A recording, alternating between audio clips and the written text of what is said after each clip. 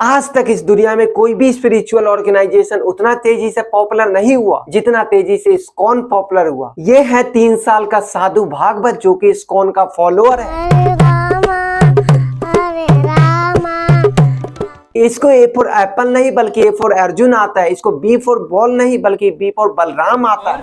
Arjun, B for Balram, C for Chaitanya, D for Damodar, E for एक चक्कर। ये है 7 साल की रशियन भक्त क्रिस्टीना। ओम भूर्भुवः स्वः, जिसे आज के डेट में गीता के सभी श्लोक मुजबानी याद है। और दूसरी तरफ कई यंग IITians और इंजीनियर अचानक से अपना घर छोड़ दिया और वो लोग भी इस्कॉन को ज्वाइन कर लिया। के साथ ना कोई काउंसलिंग किया है, ना ही हमारा कोई इंटरेक्शन होने देते बच्चे के साथ। Totally brain wash, totally. जो बेटा बुढ़ापे का सहारा था, उसके सामने ही माता पिता को गिड़गिड़ाना पड़ा। बट इतने सारे चीज के बाद भी एक ही सवाल उठता है कि क्या इस्कॉन धीरे धीरे छोटे बड़े दोनों वर्गों के लोगों के ब्रेन को वॉश कर रहा है, या फिर ये लोग अपनी मर्जी से साधु बने जा रहे हैं। और ये एक ऐसा व्यक्ति जो कि हरे कृष्णा के धुन पे उछल रहा है।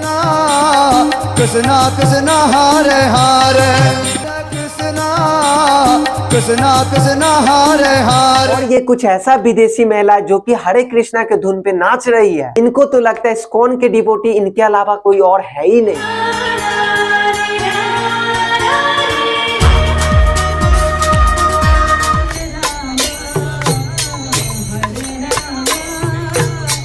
पूरी कहानी को समझने के लिए हमें स्टार्टिंग से जाना पड़ेगा। और क्या आप लोगों को भी इस्कॉन में ज्वाइन करना चाहिए? इस वीडियो को देखने के बाद आप लोगों को पूरी जानकारी मिल जाएगी। People were joining left and right.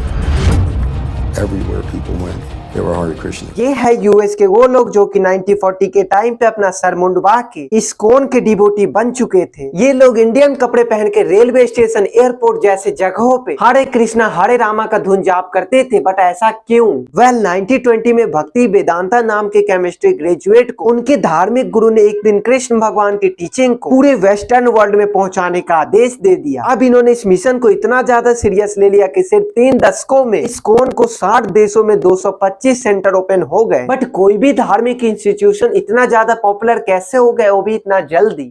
इस चीज को अलग बनाने के लिए इस्कॉन ने दूसरे ऑर्गेनाइजेशन से अपना करिकुलम अलग बनाया। तो सबसे पहले हम लोग इस्कॉन के एजुकेशन सिस्टम से स्टार्ट करते हैं। इस्कॉन स्कूल की स्पेशलिटी रही है कि उनकी करिकुलम ऐसा होता है जिसमें हिंदू बच्चे को मॉडर्न एजुकेशन के साथ ब्लेंड करके पढ़ाया जाता है, जिसकी वजह से बिना सोचे समझे पेरेंट्स भी अपने बच्चे का एडमिशन इस्कॉन स्कूल में करवा देते हैं। लेकिन अगर किसी बच्चे को इस्कॉन स्कूल में पढ़ना नहीं है तो ISKCON school ICSE ISC board के साथ भी एप्लीकेटेड है। और इन स्कूल में मोस्टली किसी एक स्पेसिफिक लेक्चर में रिलीजियस टीचिंग के बारे में बताया जाता है। और आप मान लो कि आपके बच्चे का दूर दूर तक इस्कॉन स्कूल से कोई रिलेशन है ही नहीं, तो पेरेंट्स अपने बच्चे को ऑनलाइन प्रोग्राम के जरिए भी इस्कॉन एजुकेशन दिला सकते हैं। अब इस्कॉन का दूसरा तरीका है भोजन कराने का। इस्कॉन के फूड सप्लाई इनिशिएटिव के तहत वॉलेंटियर हर दिन लगभग 1 मिलियन लोगों को खाना खिलाते हैं। बट ये इनिशिएटिव 1970 में प्रभु उपाध्याय के द्वारा शुरू किया गया था। उन्होंने देखा था कि कुछ बच्चे को बस खाने के कुछ टुकड़े के लिए स्ट्रीट डॉग से लड़ते हुए देखा था। तब से उन्होंने डिसाइड कर लिया कि अपने मंदिर के आसपास के 10 माइल के रेडियस में कोई भी बच्चा आज से भूखा नहीं सोएगा। इनफैक्ट इसके साथ साथ इस्कॉन स्टेट गवर्नमेंट के साथ कोलैबोरेट करके सरकारी स्कूलों में खाना पहुंचाता है। और इस प्रोग्राम के तहत भी डेली 8,30,000 बच्चे को खाना खिलाते हैं। अब इन्हीं सारी रीजनों की वजह से इस्कॉन सिर्फ रिलीजियस प्लेस ही नहीं रह गया बल्कि एक सोशल सर्विस प्रोवाइडर की तरह काम कर रहा है।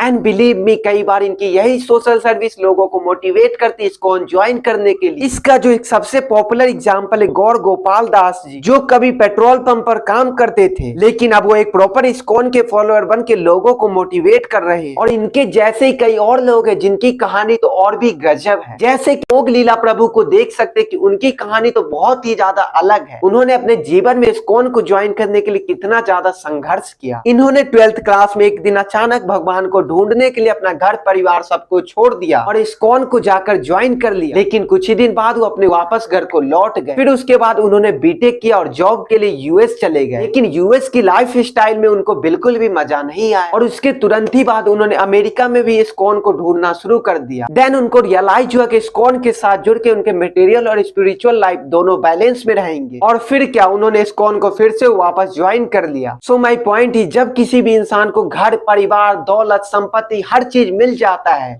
तो हर इंसान सोचने पे मजबूर हो जाता है कि उसके जीवन में आगे क्या करना है, उसका गोल क्या है। ये सब चीज सोचने को मजबूर हो जाता है इंसान, और ये सारी चीज की वजह से इंसान अपने धर्म की ओर झुक जाता है। पर कई लोग का आज भी मानना है कि इस्कॉन में जुड़ने के बाद ये सारी चीजें उनकी पूरी हो जाती है, और यही सबसे बड़ा कारण है कि इस्कॉन इतना ज्यादा पॉपुलर हो रहा है। क्योंकि आज के डेट में ऐसे कई लोग हैं जिनकी समस्या इस्कॉन में जुड़ने के बाद उनकी समस्या पूरी तरीके से सॉल्व हो जाती है, क्योंकि इस्कॉन अपने डिवोटी को जितना फैसिलिटी देता है शायद ही कोई अदर स्पिरिचुअल ऑर्गेनाइजेशन इतना ज्यादा फैसिलिटी देता होगा। बाकी आप लोगों का इस्कॉन के ऊपर क्या राय है नीचे कमेंट बॉक्स में जरूर बताइएगा, और ऐसी अमेजिंग वीडियो के लिए हमारे चैनल को सब्सक्राइब करना मत भूलिएगा। तब तक इस वीडियो में इतना ही। जय हिंद, धन्यवाद।